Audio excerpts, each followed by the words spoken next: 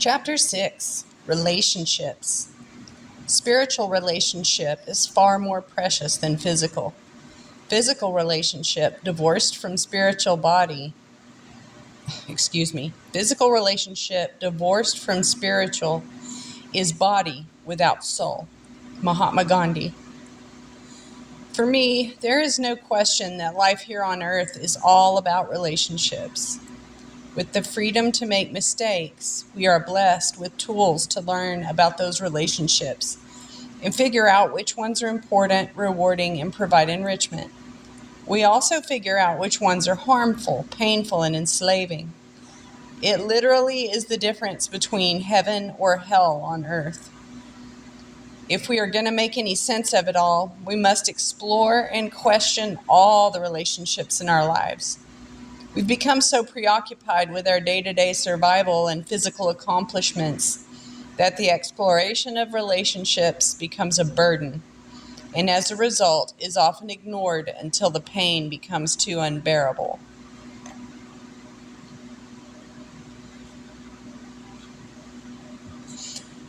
I would also suggest that many of us have not seen a healthy relationship. So if that's the case, then how can we build healthy relationships in our lives if we don't even know what one looks or feels like? Each and every single one of us has challenges or issues to address. There are literally thousands of books out there to help people work on living healthy, well-balanced, respectful, honorable relationships. Most of those books are focused on relationships with other people. I want to suggest that the same principles apply when we consider our relationships within the spiritual, physical, and fictional realms. If we're going to graduate life with honors, it will require that we question and explore every single relationship we have. Nothing should be missed or ignored. It is impossible for me to cover all of them in detail. It will be up to you to explore them all. My intent is to highlight some key relationships that most of us may not have considered before. Many of those who have taken my workshops or classes in the past will be familiar with this graphic. One of the key principles I share is the realization that the created cannot be greater than the creator. Even the king's courts recognize this one foundational truth, although they don't like to admit it. And then we have a graphic. At the top is the caption, Order of Creation. And on the left side, we have a column with 3 sections, spiritual, physical, and fictional. And then just to the right of that, in the center, we have a line going up and down indicating that the spiritual level is the most sovereign, whereas the fictional level is the least sovereign and the physical is in the center in between the two. And then we have another line up and down that's just like the most sovereign, least sovereign, but it's master and servant. So master and servant correspond to most sovereign and least sovereign. Master is most sovereign, servant is least sovereign. And those are, the master and most sovereign are equal with spiritual. Then we have physical in the center, and then down at the bottom is the fictional, the least sovereign, and the servant. And that's illustration number 5. The created cannot be greater than the creator. I am Alpha and Omega, the beginning and the ending, saith the Lord, which is, which was, and which is to come, the Almighty. Revelation 1:8. I believe that God spawned from his own being countless spirits from all that was, is, or ever shall be, in order to create the physical realm we experience today. We all come from the Creator, and yet we are also individual spirits in possession of a physical body and our own free will to explore those relationships. As any good parent, the Creator sent us to school so that we may learn specific lessons. Narrators aside, I feel like that's a poor analogy because I don't believe that a good parent sends their children away to strangers to be schooled and trained, because that results in an interruption of the passing down of the familial heritage. So I disagree with him on this, but I think he was just using it as an example, you know. Anyway, so the schoolyard in this example is the physical and fictional realms. Now that we are in this school, we are confronted with many paradoxes, mainly because we are an expression of three realms: the spiritual, physical, and fictional. Within that expression, we are faced with the challenge of bringing balance between each of the realms and dealing with the contradictions each realm introduces in our relationships. In order to reconcile these paradoxes, we must explore our relationships between the three realms and everything in between.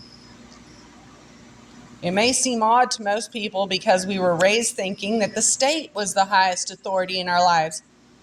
Narrators aside, many grown men I personally know, that I have personally witnessed, who go to church and pray to Jesus, still put the state above Christ in their life. Almost all of them. Like, I don't know any males in my immediate physical area here that don't do that. Not one. Back to the text. However, when we consider the order of creation, we are confronted with the fact that it is the lowest authority. And because of that, force, coercion, intimidation, and deception are all used to compensate for the lack of true authority. The Creator created everything, and as such, that makes the Creator the master. We created the fictional constructs that we call governments, corporations, etc. That makes us the master over these fictional servants. To fully comprehend our relationships, we need to be consciously aware of how it all fits together. Scripture attempts to show us that if we don't understand the spirit of what is being said, we will miss out. Genesis 1:26 states, "And God said, let us make man in our image after our likeness." Now we have a graphic. At the top, it says man. Below that word, you have two men facing each other. It's just an outline, a silhouette of a man, two of them facing each other.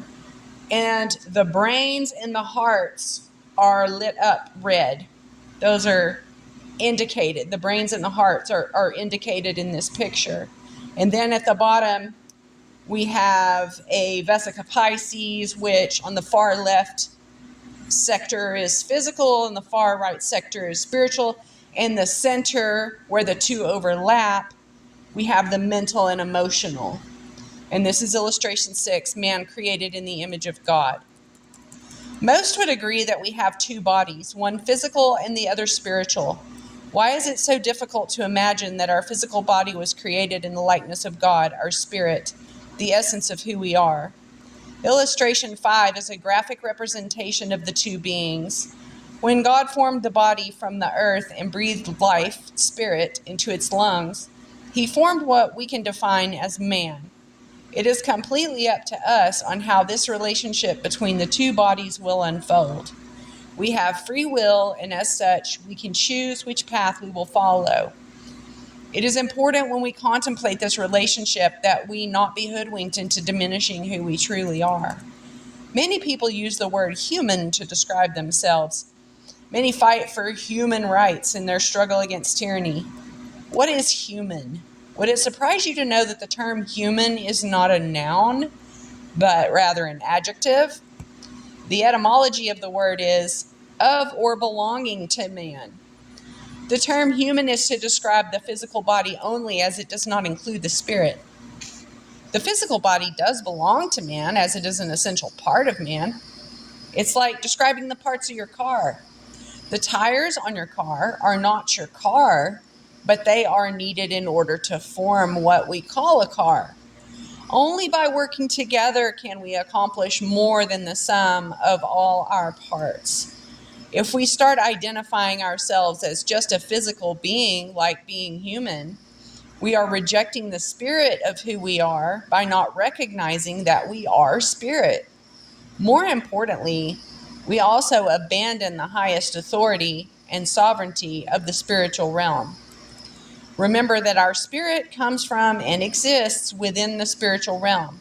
If we start identifying ourselves as being human, we are rejecting the essence of who we are and lowering ourselves down into the exclusiveness of the physical realm.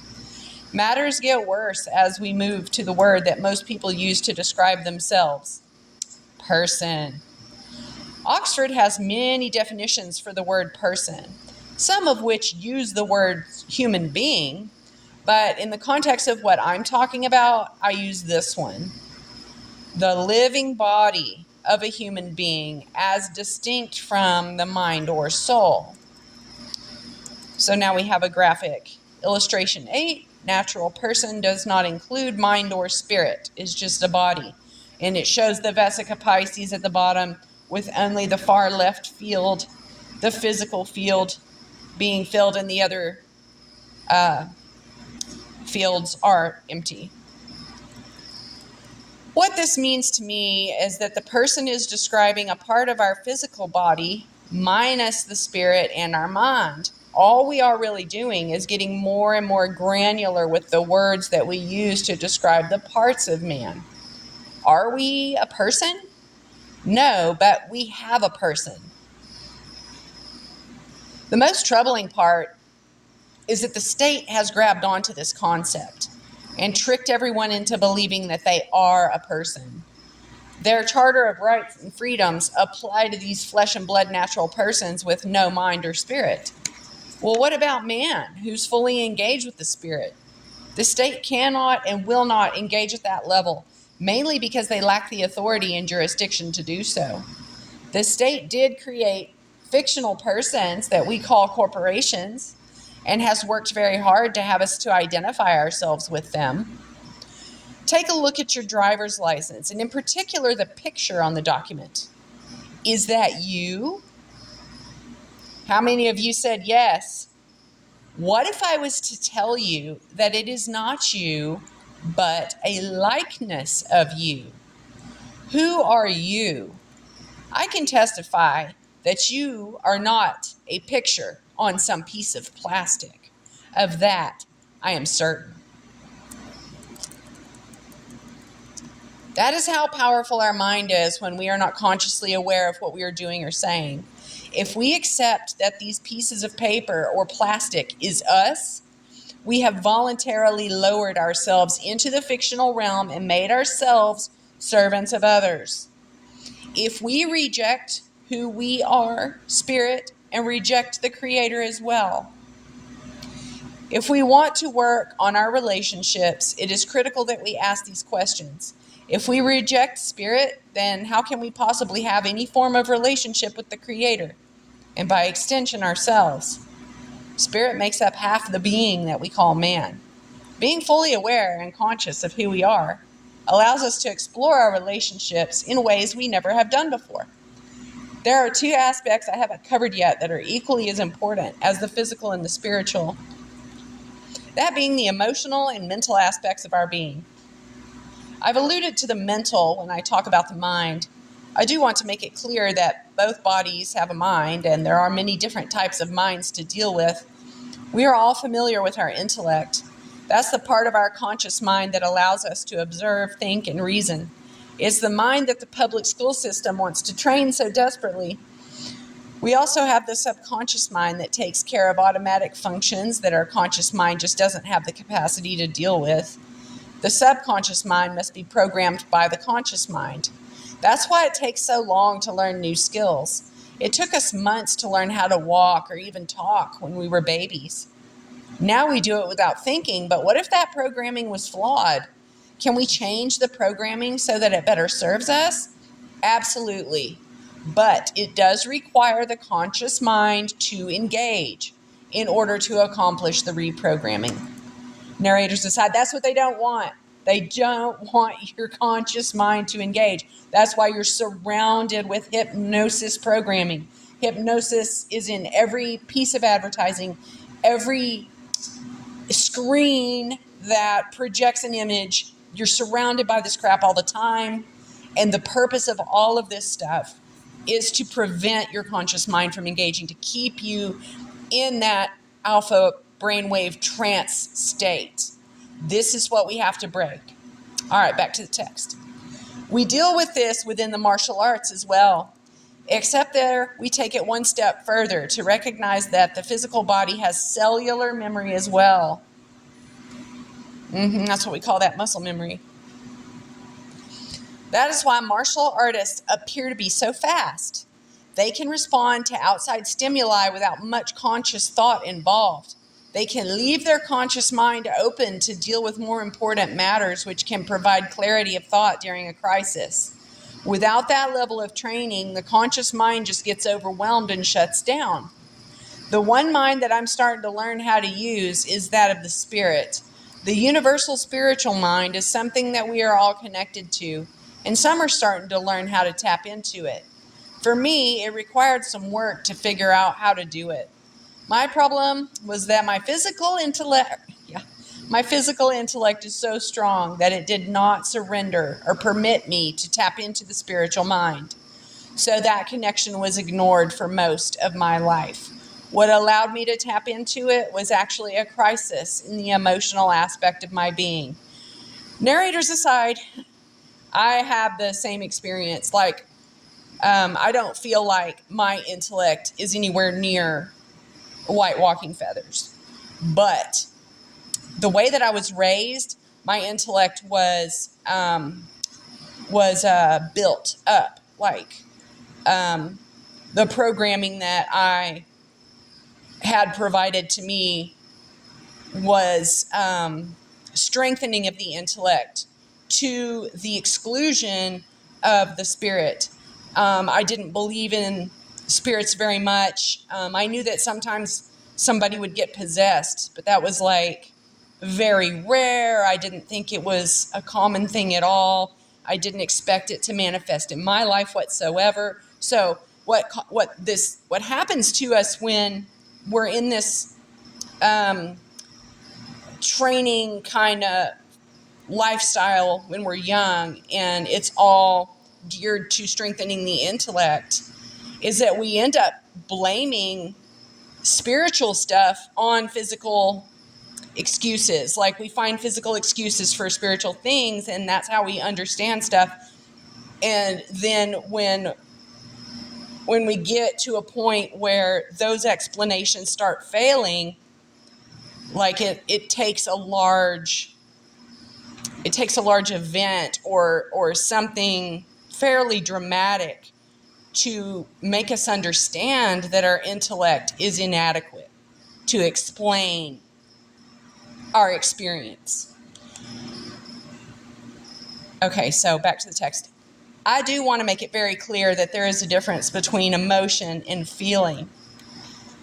Feelings are a unique sense that our physical and spiritual bodies have to augment our other main senses as we move about in our environment and communicate between each other.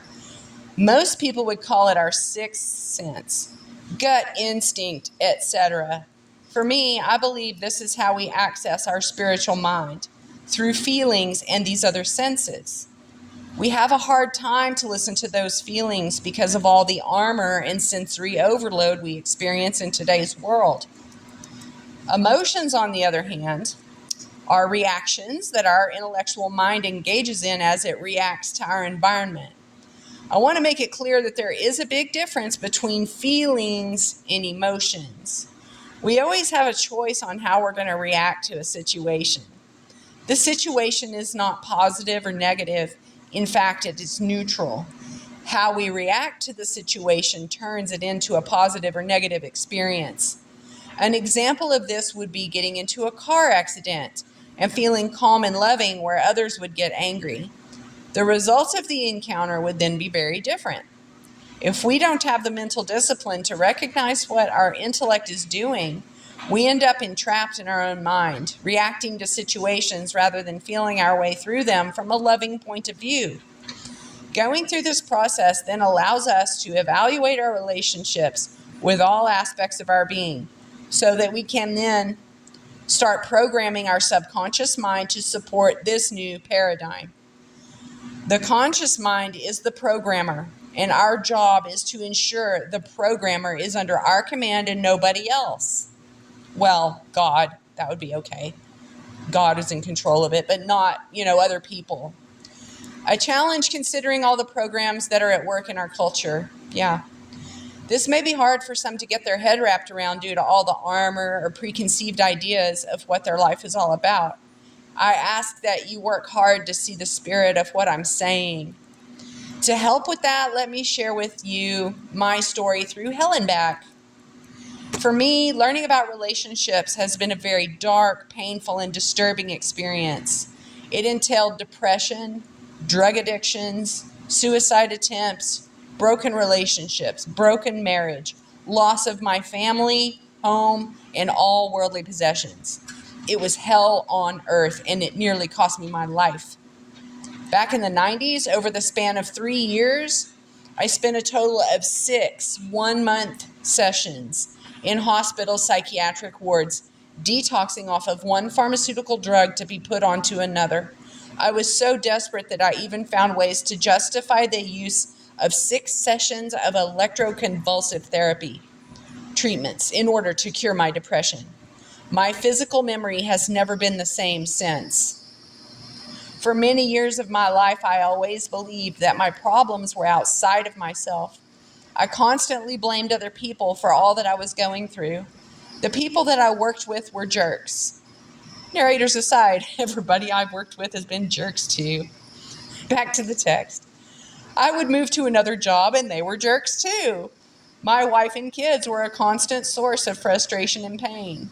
The doctors didn't know how to cure depression and the drugs never worked. That is what I told myself in order to justify my behaviors. For many years of my life, I used passive-aggressive behaviors to manipulate people. I was very good at using guilt to shame people into doing things for me. I was very good at pouting, as it was a very powerful tool to manipulate people around me. I've known some men who pout. Back to the text. The emotional and mental abuse that I used on those that I loved the most was disturbing. Many people tried to confront me on these behaviors, and my response was to get mad in order to shut down the confrontation. I avoided confrontation at all costs because it was extremely uncomfortable for me. These behaviors did not result in a healthy relationship, and it resulted in a great deal of pain and suffering for all involved. So why did I do this? Why did I behave this way? I can safely share with you, given the benefit of hindsight, that there were many reasons behind all of this. I was not raised in a family that knew how to express themselves and how to have a healthy relationship.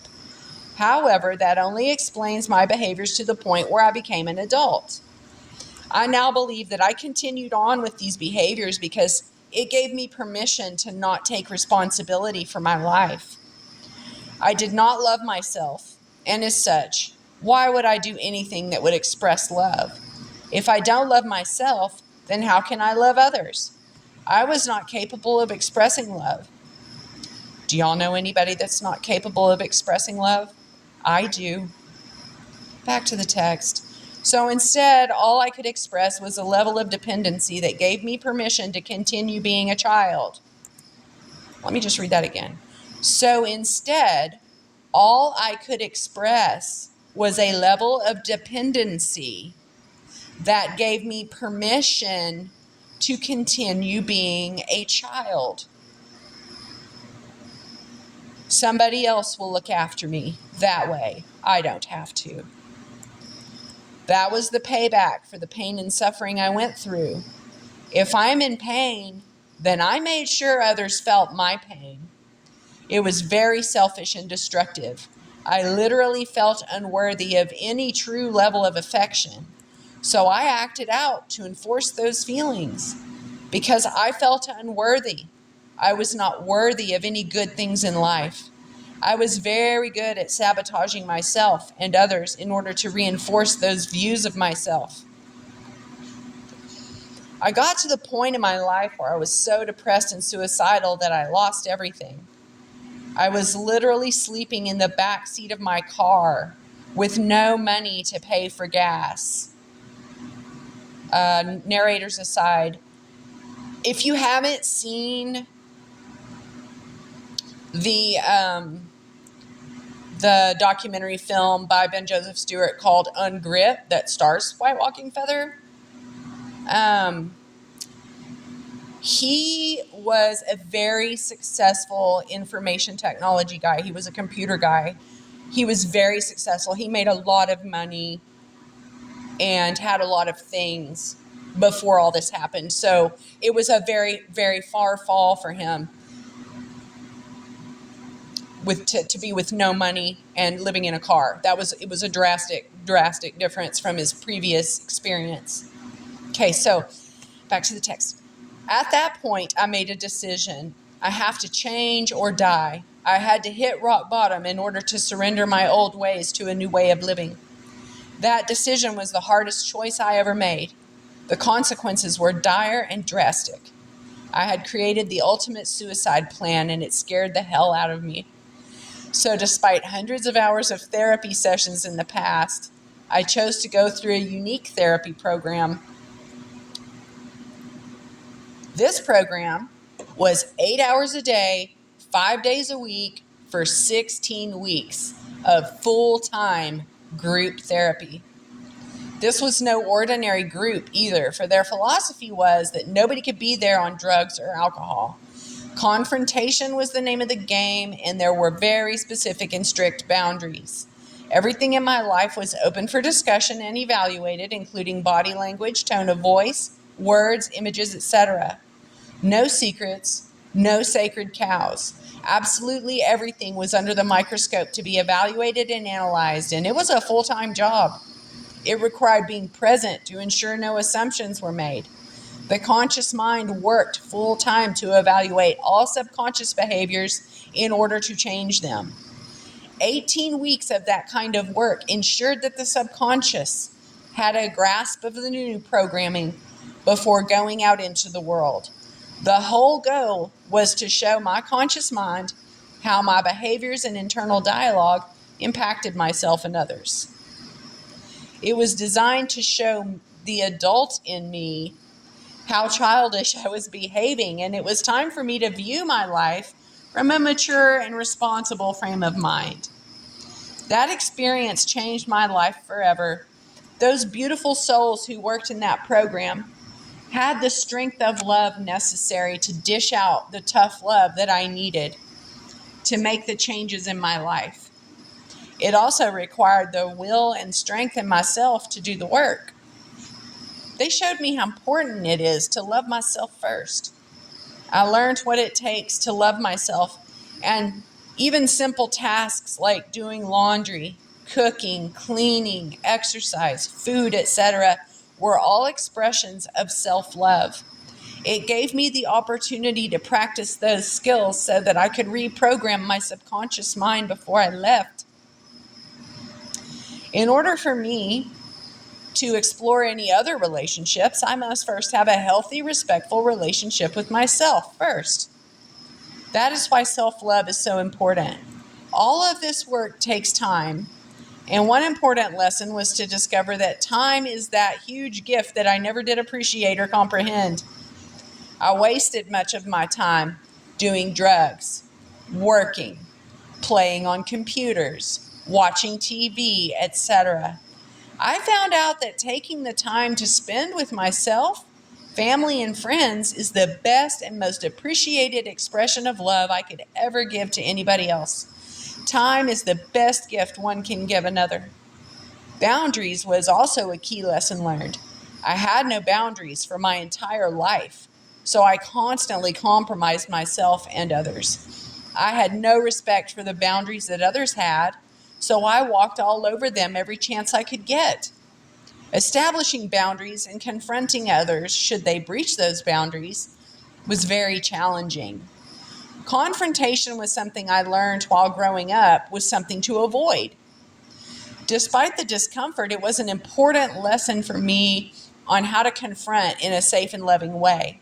It serves me well to this day. There are days when I slide back into some of the old behaviors. those old thoughts are not completely gone. For the most part, I work hard to love myself and I work hard on my relationships. I have joyful days and I also have some very painful ones too. With vigilance and persistence, I get through life knowing this is a journey that will take years. I now know that the only one I can change is me. However, I can influence others by walking a specific path and sharing my story. My new appreciation for relationships and all the work that I did in the 6 months after the therapy helped my wife and I decide that it was worth the effort to work on getting our marriage back together again. We were separated for 3 years and days away from signing the divorce papers. I don't blame her for getting the divorce, as I was a very abusive man. During our separation, we both did a lot of changing during that period. The fact that we were both willing to reconcile our marriage and put in the work is something that's not seen very often in modern culture. For most, it's easier to throw the relationship away and start a new one, as we've been so accustomed to a throwaway society and instant gratification.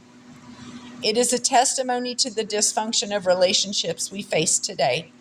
Even in the martial arts classes, 99% of the people who start training end up quitting before they get their black belt.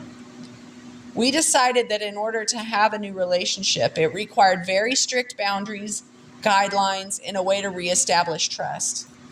We would talk for 3 to 4 hours each night for months in order to establish the boundaries and deal with all the pain and suffering that was experienced in the past.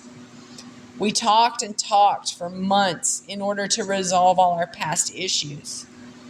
It was also necessary in order for me to demonstrate to her that I had changed my ways.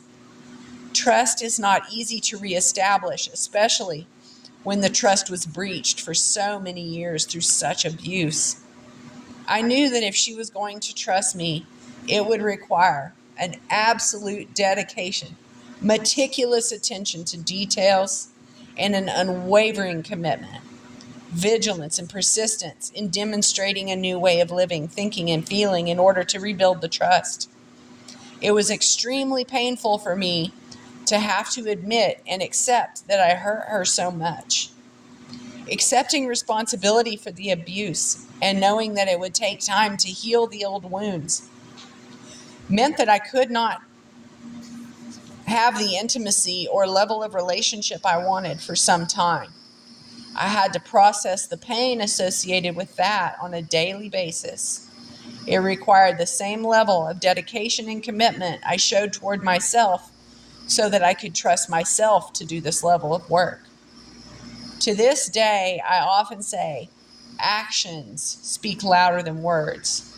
I could tell her all I wanted. However, the moment my behavior resorted back to the old ways, words meant nothing. It took over 2 years of unwavering vigilance and persistence before we got to the point where Carrie started to trust me again. The sadness, pain, and sorrow that we went through in order to accomplish this level of healing was intense. I suspect most people would not want to do that level of work.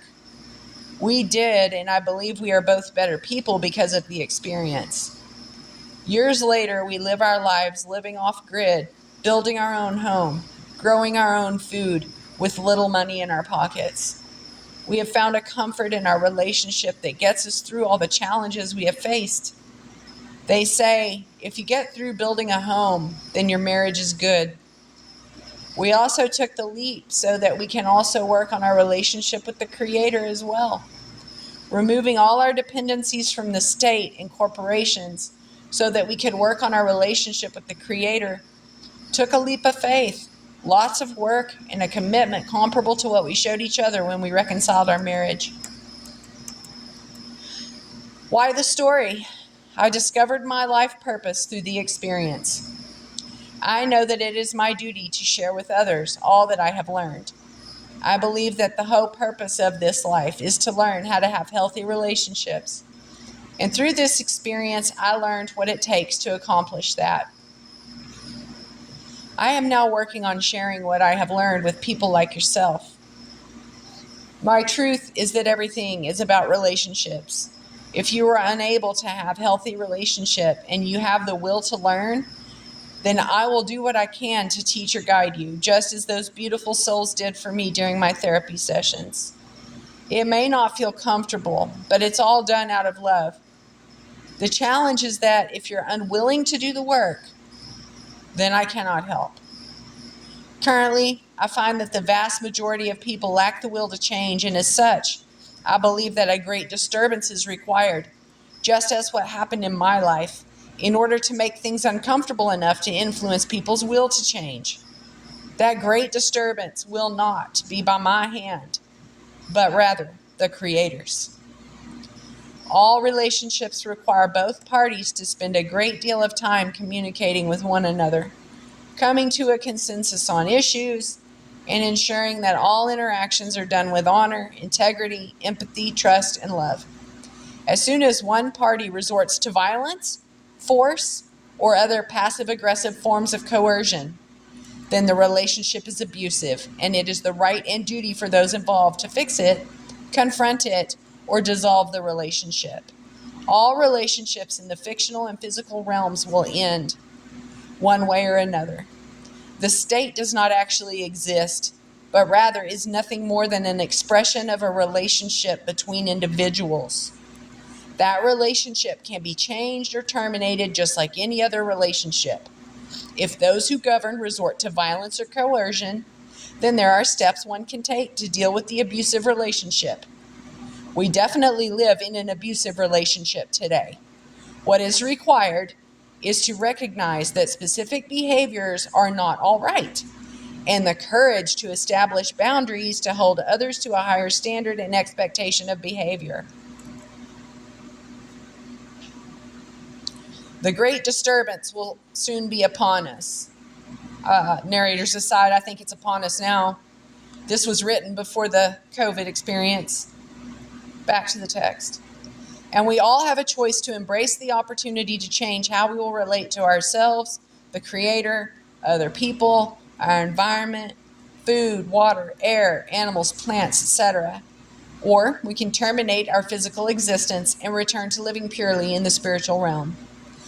I choose to change and grow with these opportunities and to share all that I have learned with others so that we can all benefit from the experience. Learning how to change and deal with the feelings of that change will be a key skill throughout my lifetime. I can testify today that I'm happier and more secure now than I've ever been in my life. The happiness and security does not come with money in the bank, nice car in the driveway, or a fancy home, but instead it comes through my relationship with my wife, 2 sons, dear friends, animals, plants, environment, and my complete faith that the Creator, God Almighty, will provide all that I need when I need it. For me, one of the biggest lessons was to realize that in my relationships, I will always experience some pain. I lived most of my life avoiding pain at all costs, and as such, I was not able to get close to anybody. All my relationships were superficial and hollow. By avoiding the pain, I created a constant flow of pain. The irony does not escape me on that realization. One of the most scary things I did was to take the risk of opening up my heart and exposing to others my fears and feelings. I protected myself with physical and intellectual armor that ensured that my feelings and spirit was protected. There are millions of people who continue to live this way and as a result miss out on the beauty of real intimate relationships with other people. I learned that there is no way that I can truly experience what I was looking for: peace, love, compassion, empathy, friendship, etc., unless I was willing to take the risk of being hurt. Taking that risk then showed me yet another truth. It is not until we experience and fully resolve a conflict that we can really and truly get to know somebody and build the relationship stronger. Everything is all fine and dandy as long as everything is going well. However, the true test comes when conflict arises. How well we deal with conflict will show how mature and balanced we are as a physical, spiritual being. For me, I found that if I took the risk to be completely vulnerable by sharing my deepest, darkest secrets with others, they in turn would feel fairly safe to share them with me. I have lost count on how many people who have shared with me what burdens them. I believe it's because I'm so open now about how I feel and my discussions with depression and suicide. I used to be terrified about all this, and now I find that I have extremely intimate relationships with other people because they found the courage to share with me what they kept locked up in their heart. I cannot express in words how great it feels to know somebody at such a deep emotional and spiritual level. It required that I take the first step. I've done this for years now, and I've even done it with clients and coworkers when I was still working in the city. My approach to relationships resulted in a nearly 100% client retention rate over a 5-year span. Unheard of in the IT industry, I suspect most professionals would balk at the idea too. I found that having intimate relationships like that paid off.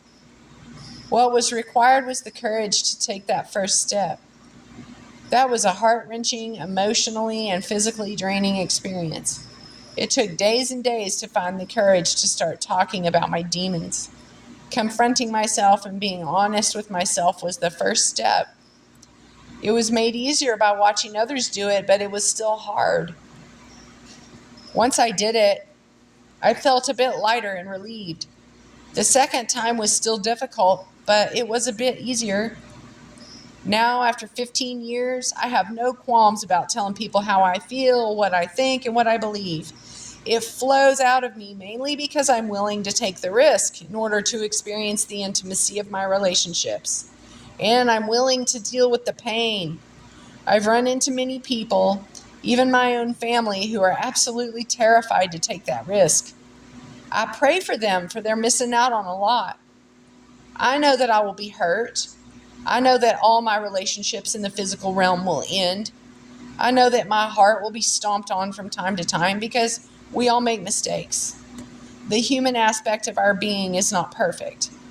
I am at a point in my life, though, where I will do what I need despite what others say, think, or do. I have decided that I will live my life the way I need to live it, even if it goes against what everyone else believes. It was difficult to get to this point, but I am grateful that I've found it within myself to have the courage to stand and be who I am. I will admit that figuring out that I am a spiritual being with a physical body really helped me overcome many fears. I am now no longer afraid of dying. I have some fear in regards to how I will die, but I completely look forward to experiencing the process and looking forward to detaching from this physical body so that I can rejoin others in the spiritual realm. That excites me greatly. To get there, though, requires that I finish what I started, which is to learn and experience all I can. I won't squander the opportunity God gave me. So let's explore some of these relationships and what they mean to me. It may appear odd, but I had to start with my relationship with myself, which I just shared with you. This is the key to the whole book. Thou shalt love thy neighbor as thyself, Matthew 22:39. This passage talks about our love for our neighbor, but it also requires that we love ourselves first before we can express any level of love to anybody else. So the first place to start is to love myself. The previous chapters have already given you some tips on how this can be accomplished. Time spent on the self is critical. I once helped a lady with this concept by asking her to find a mirror. She found a tall, full-length mirror. I then asked her to write statements on the mirror, making sure that each statement started with the words I am. Here are a few of those statements she wrote. I am beautiful, I am smart, I am intelligent, I am lovable, I am healthy, I am a great mom. Here's the thing about the words we use. The brain cannot seem to look past words like anti or not. If I say I am not stupid, the brain sees the word stupid and pitches the rest, resulting in programming our subconscious with the term I am stupid. So use positive self-affirming words instead. I find using the I am is a great tool to make sure I state clearly what I am accomplishing. That is why Mother Teresa would not participate with an anti-war rally. Instead, she would participate with a pro-peace rally. See the difference? So when we see campaigns from the government regarding anti-drugs, anti-war, anti-terrorism, etc., what are they really creating? That's right, drugs, war, and terrorism. Enough of that crap. Time to create something different. Time to create what we are truly looking for: peace, love, prosperity, joy, freedom, etc. Our words are extremely powerful. One of my best friends has a son who was 8 when he told her that words are like magic. You have to spell them correctly in order to cast the right spell. The statement stunned me, and I've never forgotten what he said. It is so true, and I know it to be true because the words that I used during my depression days are so much different than the words that I use today. The internal dialogue that goes through my mind manifests emotions and impacts greatly what happens to me from day to day. I create my own problems, no question about it. To be free requires that we admit that we are our only and biggest problem. There is nobody to blame but ourselves. I am 100% responsible and accountable. My conscious mind is a powerful tool. The words that I use program my subconscious mind. It is the subconscious mind that governs most of our behaviors and activities. If we are not completely conscious of the words, thoughts, and feelings that we are expressing, then how can we possibly change what happens to us in our subconscious mind? This is where a great deal of discipline is required to ensure that we are expressing what we truly want in our lives. The biggest problem is that we often lie to ourselves. For the longest time, I could not seem to break free of those lies. Why would I lie to myself? What's the point? After all, I know the truth, so why lie? I realized that I would lie to myself to keep myself in a familiar place, as my behaviors reinforced my thoughts and feelings about myself. I found that there was the perception of less pain if I stayed in the familiar than there was to step out of the familiar and try something new. The reality is that stepping out of my familiarity zone, which was not comfortable, to try something different, often resulted in experiencing greater joy, peace, and satisfaction. So I've taken the idea that I should experience any fear or anxiety. Should I experience any fear or anxiety, my new goal is to then confront it head on. So instead of turning and running away back to what is familiar, I consciously head straight towards all that I find uncomfortable or afraid of. Every single time I did that, I learned a lot about myself, and it resulted in the fear and discomfort going away. So rather than stepping outside of my comfort zone, I've decided to expand my comfort zone so that it is so large that nothing is uncomfortable anymore. In 2005, I was invited to be a referee at the 2005 Canadian Taekwondo Championships in BC. The prospect of refereeing world-class athletes scared the hell out of me. For the whole first day, I sat on the sidelines or did a little corner judging. But getting into the ring with the athletes as the main referee was something I was not willing to do the first day. Then I decided that I have to get into the ring if I was going to get past the fear and anxiety. So I found the courage to do it. The first match, my heart raced and I did more sweating than the two competitors. But I did well and I got through it. I didn't make any glaring mistakes that would cause any controversy. The second match was a bit easier. By the end of the day, I was having a blast and I ended up having a lot of fun.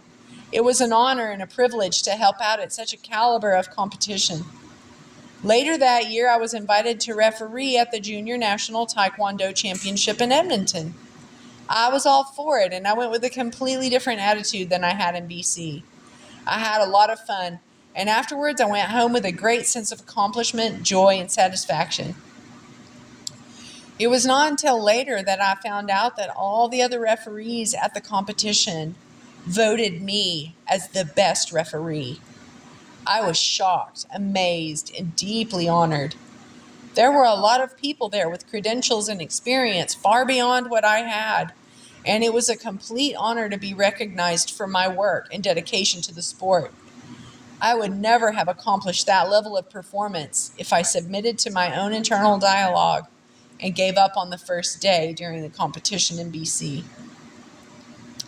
I was able to accomplish world-class achievements because I trained for years, disciplined, and challenged myself physically, mentally, emotionally, and spiritually. There were many days where I wanted to give up, many days where I did not feel like training, but I forced myself to go anyway, only to enjoy the time there. I fought for many years not to submit to the doubt, negative thoughts, and the internal dialogue that kept telling me that I was no good, that I couldn't do it, that I would fail, or that I would look like an idiot to others. I can stand here today to testify that those thoughts and emotions are nearly gone. At times they still come around, but for the most part, I know I can accomplish anything I put my mind, heart, and soul towards. For years, I never finished anything. Now I can testify that I hold a third degree, in parentheses, it's third Dan, black belt in Taekwondo. I quit my job and moved our family out into the country. We built our own home, raise our own livestock, produce our own power, collect our own water, treat our own waste, and do all that is necessary to support and sustain ourselves as free spiritual beings. It can be done. I know for a fact that it can be done because we are doing it. In order to accomplish this level of performance, though, requires a healthy relationship with the self, the ego, and the I am. It requires discipline and training. It requires confronting ourselves and establishing positive, self-affirming internal dialogue. If you say I can't, then you are right. If you say I can, then you are right. Either way, you are always right. Does not matter what other people say. My dad literally told me that he cannot change. It saddens me greatly because I know that it was his choice.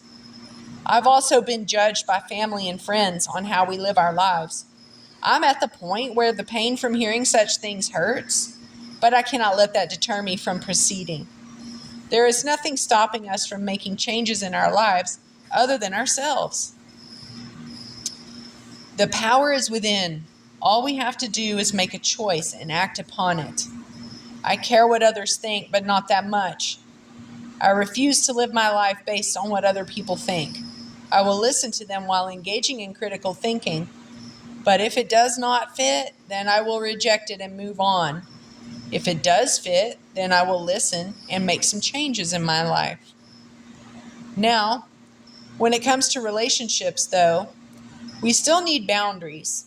I've found many individuals in the freedom movement who think that they are free so they can do whatever they want. Some of them would speed and do all sorts of things and then wonder why they still get in trouble. For me, despite me being God's source energy with unlimited potential, I do feel that I need to set some boundaries on what I can or cannot do while I'm here. After all, my actions could harm others if it's not regulated. The only difference is that I choose to establish those boundaries myself rather than having some other third party who has no clue on what I am capable or incapable of doing. This is where the concept of self-governance comes in. Just as on a motor, a governor is required to ensure the engine does not spin too fast. If it spins too fast, it will literally fly apart and destroy itself and could cause damage to others in the process. To place self-limiting boundaries, I too want to ensure that I don't destroy myself or others. Most importantly, I want to ensure that I do no harm or imminent harm to anybody else, physically or spiritually. Part of self-governance is to self-restrict, which are self-imposed boundaries. All relationships require boundaries to ensure that no harm is done. However, where most of us fall down is that we either don't establish the boundaries or we don't confront those who breach those boundaries. For me, I had no boundaries mainly because the definition of me was so abstract. I had no idea who I was. let alone what was important for me. I did not love myself, so why put any boundaries up? Being abused by others was just a normal part of my self-abuse. Yes, I abused myself to show that I was not worthy. Drug addictions, alcohol, computers, TV, junk food, and all sorts of other forms of abuse was part of that process. Now that I love myself, I cannot bring myself to accept abuse like that anymore from myself or from anybody else, especially from those who wear the masks of state or corporations. Because I love myself, I had to establish boundaries, a standard upon which I would govern myself to ensure that love was not under attack. That attack came from others, but most times it came from myself. Confronting myself is much harder than confronting others. Learning how to confront in a safe and constructive way was a skill that most people lack as well, including myself. Either way, I avoided confrontation at all costs because it felt very uncomfortable. I hated it. It felt violent and unnatural, mainly because I did not have anybody in my life to show me how to do it in a healthy way. What I found out was that when confronting people or myself, there is a healthy way and an unhealthy way. Unhealthy approach would be to make statements like, you never, or you always, or to pout, threaten violence, etc. I used these kinds of approaches all the time and then blamed others for things that happened to me. For years, the problems in my life were always my wife's fault or my kids, family, friends, coworkers, the government, corporations, etc. It did not matter how many jobs I had, where I moved, the people that were around me were assholes. However, now I use statements like I feel or I am to maintain the peace. What that does is it forces me to take responsibility and express how I'm feeling or how I was impacted by events. So other people no longer have to feel threatened by my accusations, and now they may even be in a better position to hear what I have to say. My old approach would just end up in arguments and hurt feelings, resulting in thick armor to protect themselves. Now I end up having people relate to what I am going through with little to no armor. They can express empathy and compassion because they can listen to me and feel safe, knowing they are not under attack. It is a peaceful form of confrontation and the groundwork for building a strong relationship compared to anger, hostility, or hate. This doesn't work with everyone, so at times I must recognize that the other individual may not be ready for a healthy, balanced, respectful relationship. After all, I can't please everyone. At that point, I will have to say goodbye. I've done this with my relationships with a few friends, family members, the state, and many corporations. I had a lot of mourning to process as I dealt with those losses. There are so many people who have no idea how to have a healthy relationship that I had to put up some boundaries because I love myself too much to put myself in a position where others are taking advantage of me or not respecting my boundaries. Many hurtful words were said and many hurtful deeds were done. Those that wear the masks of the state or corporations are some of the most blind individuals I've ever come across. I love them dearly, but cannot bring myself to compromise who I am just to have a relationship with them. Narrators aside, that's what they require. That's what people who work for the state and corporations and stuff, they expect you to change who you are just to have a relationship with them, to provide basically to provide yourself as a food source for them, and their behavior is parasitic. Anyway, back to the text. This is very significant and it hits very close to home for me.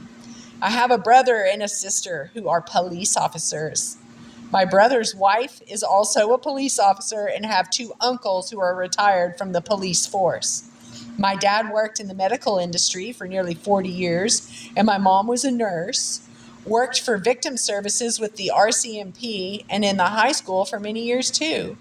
My parents were foster parents for 10 years as well. Narrators aside, let's just go ahead and acknowledge that this quote unquote foster parent system that is set up in this country or these countries are no different from the Übermensch plan that was set up in Nazi Germany. It's exactly the same thing. Okay, so yes, Americans are Nazis, and yes, Canadians are Nazis because they practice Nazi practices, such as taking children away from one group and giving them to another. Back to the text. My parents were foster parents for 10 years as well. My family is extremely dedicated to service through positions offered by the state. I love them dearly and I pray they are happy. I will not do what they are doing, and I know they do not understand what I do. It brings much sadness and pain due to all I have learned in my life, and yet watch those that I love so dearly be swallowed up by the fiction that has grown up around us. I pray for them constantly. I know they have a very hard time relating to what we have done in our lives. And I pray that they can accept me for who I am and the choices I've made. Otherwise, I must say goodbye. I accept them for their path and journey. I pray it serves them well. For most of my life, I thought I was a person. Then 8 years ago, I discovered that I was not a person, but rather a human. It was not until a few years ago that I expanded my view of myself and view my life now from the spiritual realm, and that changed everything. I recognize that I was created in the image of God, and as such, I accept that my duty is to do the best I can while I am here, for the rewards of graduating will be immense. That means that I'm willing to forgo physical and fictional benefits in exchange for spiritual rewards. Let me read that again.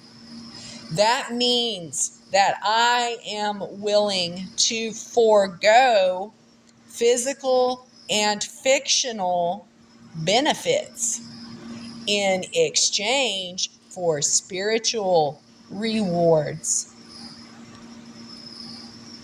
I know that the sacrifices I make here will benefit my spirit forever. My relationship with God is no different than my relationship with my parents.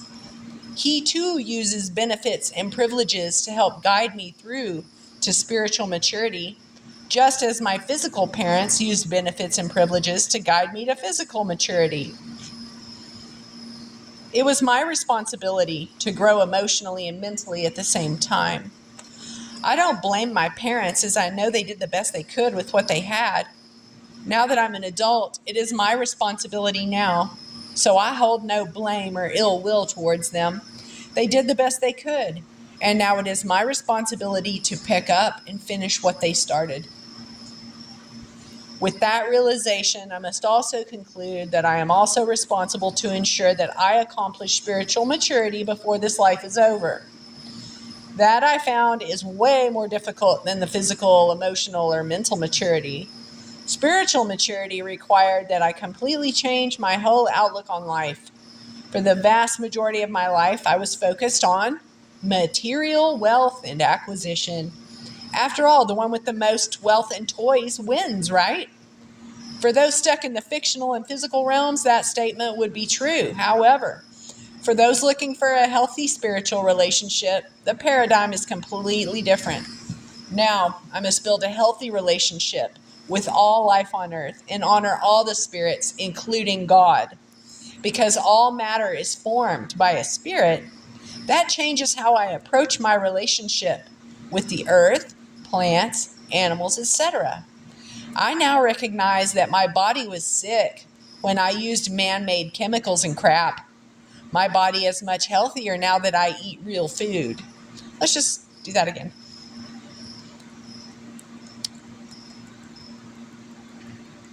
I now recognize that my body was sick when I used man-made chemicals and crap. My body is much healthier now that I eat real food. Honoring the spirit of that food, whether it is a plant or an animal, is part of that process. It does not matter what form it comes in, mineral, plant, or animal. I give thanks and I honor the spirit of all that I use, interact with, or consume. Everything here has feelings as it is an expression of the spirit. even though those feelings are not expressed in ways that we may or may not recognize. We were placed here to demonstrate our ability to have healthy relationships with not only ourselves, but with all those that we are supposed to look after. Despite the Bible saying that we are to have dominion over them, the important aspect of that relationship is to ensure that we replenish the earth. One of the things that we will be evaluated on is whether we embrace our relationship with all the other life forms and spirits that are here and help them to prosper as well as each other and ourselves. They are there to serve us just as we are to serve God, but that does not mean to be disrespectful or belligerent or force our will against them. We must honor and respect all life and give thanks for their sacrifice should we need their flesh, mineral, plant, or animal, to sustain our lives. That means using only what we need, not what we want. This has been a huge point in our homeschooling with our two boys, teaching them the difference between need and want.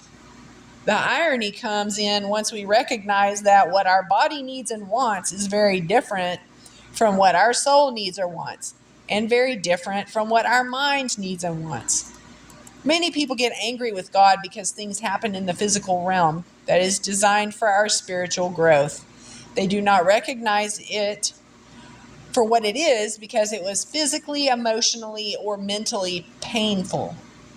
For me, this was a huge eye-popping moment when I put the famous text into context. The Lord is my shepherd, I shall not want. For most of my life, I thought this meant that I don't want the Lord as my shepherd. When I realized that what it means is that because the Lord is my shepherd, I will receive what I spiritually need, and because of that, I shall not want anything else. That realization changed my whole outlook on my relationship with God and all of His creation. I now recognize that God, as a dutiful parent, has placed boundaries and consequences on how I am supposed to behave through what we call natural law. Those boundaries and consequences are there to guide me towards spiritual growth and maturity. The school ground is life in the physical and fictional realms.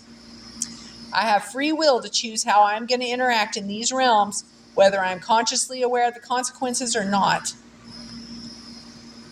It is my responsibility to confront the truth of my relationships while I am here, now that I have the mental and emotional maturity to do so. But what about those who don't have the mental or emotional maturity? What about all those people who are vulnerable, experience mental injuries, mental retardation, physical disabilities, or any other challenges in life that prevent them from accomplishing all this? I believe that the vast majority of people have the capacity to have healthy relationships with others, even with disabilities. What is required is the will and the ability. If they lack the ability but have the will, then it is our duty to teach them the skills or look after them so that they acquire the ability to do so. If they have the will and the ability, then they are most likely well on their way, and all they need is our encouragement and support. However, for those that have the ability but lack the will, they are on their own. Love at times requires an expression of tough love. There are times where life lessons are required so that they experience the consequences of their actions or behaviors. Sometimes those consequences are very painful and hard to watch. Tough love was dished out toward me on many occasions when I was depressed and spaced out on drugs. I got very angry and frustrated, but it was because I wasn't taking responsibility for my life. I would not own my own problems and deal with them. Some people in my life gave me a lesson in tough love that took me years to recognize and appreciate. When people come to me with depression issues, I will listen to them. And I'll also have no qualms about confronting them either. I don't walk on eggshells when I deal with depression, in myself or in others.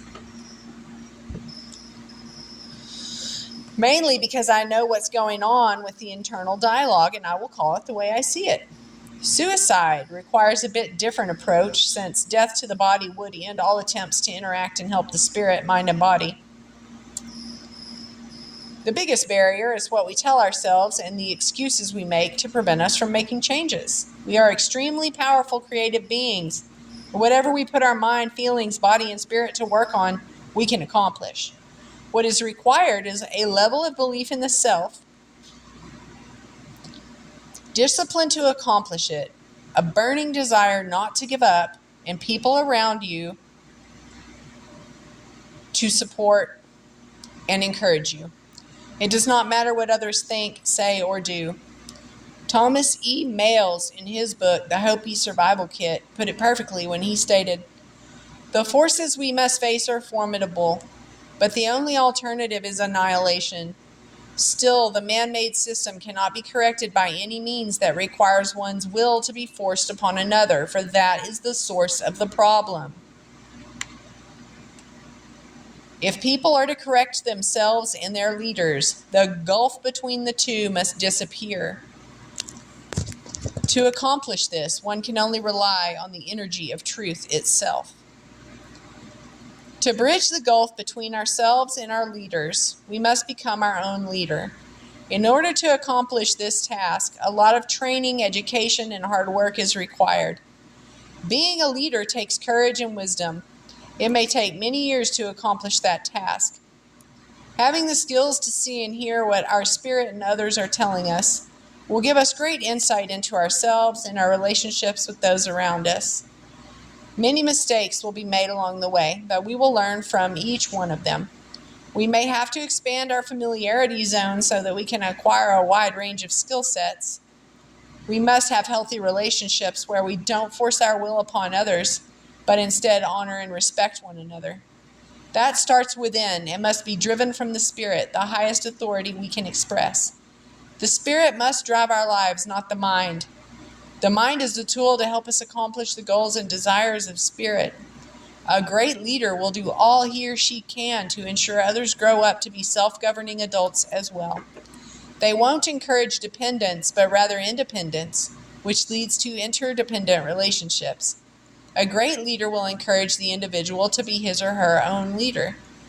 Only then will we find it within to love all that we are, where we are then capable of accomplishing great things in our lives and able to learn how to have healthy relationships so that we may graduate life with honors.